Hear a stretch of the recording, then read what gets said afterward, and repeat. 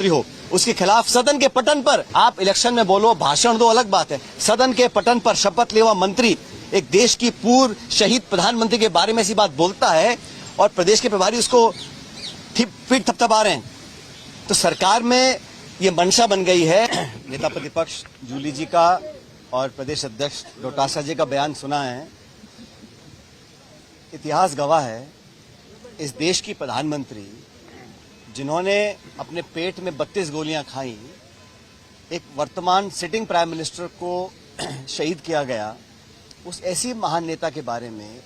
और ये परंपरा होती है, जो व्यक्ति सदन का सदस्य नहीं है, व्यक्ति दुनिया में नहीं है, और वो महान महिला जो देश की प्रधानमंत्री रही हो, उसके खिलाफ इस प्रकार की बात बोलना प्रश्नकाल में, जहां उनका कोई संदर्भ नहीं था, उनकी धारणा कहीं ना कहीं जानबूझ के उनको अपमानित करने की थी, इसलिए जानबूझ के उस बात को रखा गया ताकि सदन और देश में तेज ना फैले।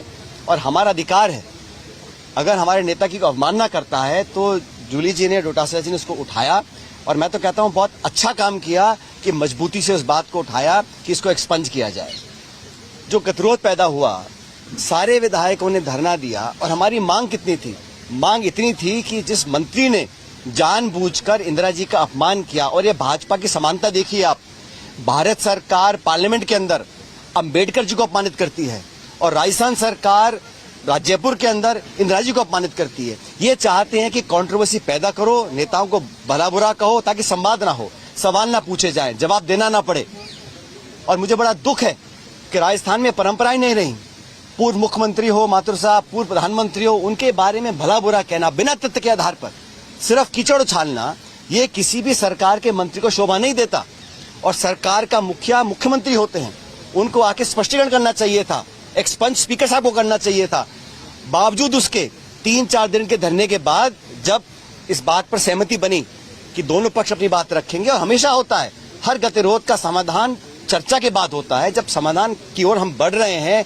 और पारिक साहब, जूली जी, डोटासरा जी, 3 लोगों ने पूरे प्रकरण पर अपना खेत पकड़ कर दिया सदन के पटन पर। उसके बावजूद भी सरकार के उस मंत्री ने ये ठीक नहीं समझा, सरकार के मुख्यमंत्री ने ठीक नहीं समझा कि अपना खेत पकड़ करे, उस मामले को एक्सपंज कराएं। इंदिरा जी के बारे में बुरा बोलना, और हम सब विधायक, आपने 6 लोगों को सस्पेंड किया, बिना वार्निंग के सस्पेंड किया।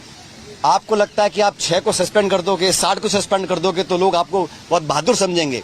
ये सदन इस प्रदेश की जनता की अमानत है, ये संपत्ति सत्ता की नहीं है। सत्ता विपक्ष दोनों गाड़ी के 2 पहिए हैं, और एक भूमिका हम लोगों की भी है। लेकिन आप नेताओं को अपमानित करो, हमको निलंबित करो, हमारी बात को सुनो ना, हमारे तो आप अपना खेत पकड़ करवा लो, और अपनी बारी आए तो आप पीछे हट जाओ। ये नैतिकता के आधार पर गलत है। आज जो हजारों की संख्या में लोग इकट्ठे हुए कांग्रेस पार्टी के आह्वान पर, नेता प्रतिपक्ष और डोटासरा जी के आह्वान पर, इस बात को दिखलाता है कि हमारे देश में परंपराएं, संस्कृति, इतिहास ऐसी नहीं है कि आप जो इस दुनिया में नहीं है, जो पदों पर रहे हैं, इनके बहुत से नेता दुनिया में नहीं है, हम उनके बारे में बुरा बोलें, कैसा लगेगा भाजपा के साथियों को? तो ये जो नई प्रकार की राजनीति उत्पन्न हो रही है, ये नकारात्मक राजनीति है। और आज में हम सब ने निर्णय किया है मिलकर कि हमारे 6 सदस्यों को निलंबित किया है। हम तमाम पूरा कांग्रेस विधायक दल नेता प्रतिपक्ष के नेतृत्व में हम लोग सब साथ रहेंगे। सरकार की जिम्मेदारी होती है सदन को चलाना, विपक्ष की जिम्मेदारी नहीं है। ये जिम्मेदारी सरकार की है। सरकार नहीं चाहती कि कठोर सवाल पूछे जाएं। और जैसा डोटासरा जी कह रहे थे, मंत्रियों के जो जवाब आते हैं, किसी को कोई जानकारी नहीं है विभाग के बारे में, अटपटे सवाल आ रहे हैं, सत्ता पक्ष के विधायक छाती पीट रहे हैं कि हमको जवाब नहीं मिल रहे हैं। तो सरकार की जो परफॉर्मेंस है, उससे छुपने के लिए सदन बाधित रहे, गतिविधि ना चले, प्रक्रिया ना आगे बढ़े, पारदर्शिता खत्म हो जाए, हमसे कोई पूछे ना, सबसे आसान तरीका है गतिरोध पैदा करो और सदन को ना चलने दो। सदन को चलाना है तो मान सम्मान के साथ। जो समझौता हो गया, और जो माननीय मंत्री महोदय जो पहली बार के बने हैं, अपने विवेक से, कोई जिक्र इंदिरा जी का समय का था ही नहीं, प्रश्नकाल में जानबूझकर उनका जिक्र किया गया।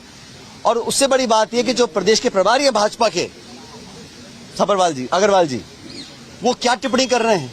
वो जिम्मेदार व्यक्ति हैं, उनको बुलाना चाहिए मंत्री को कि हमारे देश का कोई पूर्व प्रधानमंत्री हो, उसके खिलाफ सदन के पटन पर आप इलेक्शन में बोलो, भाषण दो, अलग बात है। सदन के पटन पर शपथ लेवा मंत्री एक देश की पूर्व शहीद प्रधानमंत्री के बारे में ऐसी बात बोलता है और प्रदेश के प्रभारी उसको पीठ थपथपा रहे हैं। तो सरकार में ये मंशा बन गई है कि इस प्रकार का काम करो, सदन को बंद रखो। लेकिन जनता जागरूक है और कांग्रेस पार्टी का तमाम कार्यकर्ता, और आपकी मैं गलतफहमी दूर कर दूं, हमारे नेता प्रतिपक्ष जूली जी हैं और प्रदेश अध्यक्ष डोटासरा जी हैं, और हम सब लोग जो विधायक हैं इन दोनों के साथ मिलकर काम कर रहे हैं। पूरी पार्टी ने, ये व्यक्तिगत इशू ही नहीं है, इशू ये नहीं है कि जूली जी ने क्या बोला, गोविंद जी ने क्या बोला।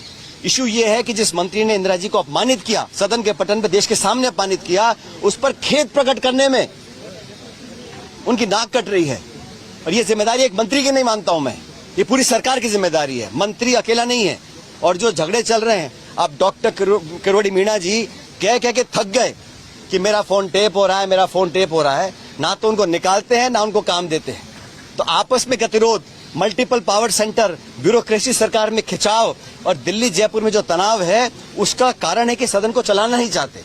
लेकिन हम लोग आज भी कह रहे हैं, सिर्फ वो मंत्री या सरकार का मुख्यमंत्री ये बोल दे एक्सपंज कराकर कि इंदिरा गांधी जी के प्रति हमारी कोई दुर्भावना नहीं है, इतना मात्र हम लोग डिमांड कर रहे हैं।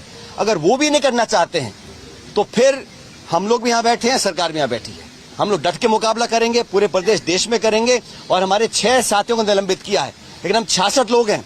हम एकजुटता के साथ रहेंगे और सदन को अगर सरकार को चलाना है तो उनसे माफी मंगवा लें, हम सदन को चलाने के लिए तैयार हैं। खालिद साहब, आपकी बात माने तो आप लोग ट्रैप नहीं करते हो, कभी टेलीफोन टेपिंग के मुद्दे पर, कभी ये इंदिरा जी को दादी कहने के मुद्दे पर। पब्लिक कितने इशू है, सब इंस्पेक्टर परीक्षा को लेकर जो तमाशा चल रहा है, पानी के लेकर कानून चल रहा है, आरपीएससी का मुद्दा है, पब्लिक के मुद्दे को छोड़कर ऐसा कौन सा मुद्दा है? हम लोग कई बार, मैं खुद दर्जनों बार कह चुका हूं, सदन में गतिरोध की बात, सदन को चलने तो दे सरकार, लेकिन ऐसा नहीं है कि सदन अकेलौता प्लेटफॉर्म है।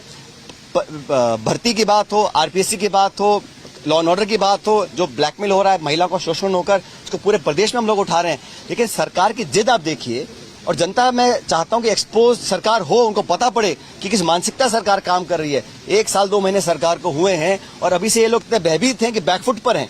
इस मसले को लेकर मैं समझता हूं पूरी पार्टी का एकजुटता का एक रुख है, उस पर हम कायम रहेंगे। और फिर भी हमारा खुला न्योता है सबकी तरफ से, सदन को हम भी चलाना चाहते हैं, हम जनता के इश्यूज को सदन रखना चाहते हैं। सदन को चलाने के लिए सरकार को सिर्फ इतना चाहिए, उस स्टेटमेंट को एक्सपंज कराएं, खेद प्रकट करें, और हम सहर्ष सदन के अंदर जाकर बात रखेंगे। नेक्स्ट कदम क्या होगा? अब तो बॉल तो सरकार के पाले में है, गेंद हमने बात रख दी अपनी, आपने हमारे साथियों को निलंबित कर रखा है। हम सब साथ रहेंगे, हमने आज बहिष्कार किया है और हम सब इकट्ठा रहेंगे। सरकार सदन चलाना चाहती है तो स्टेटमेंट को एक्सपंज कराएं, खेद प्रकट करें, और हम पूरे जोश उत्साह के साथ जाके सदन में काम करने को तैयार हैं। धरने का क्या रहेगा? धरना उठ गया या? आप बोलो, हरीश जी।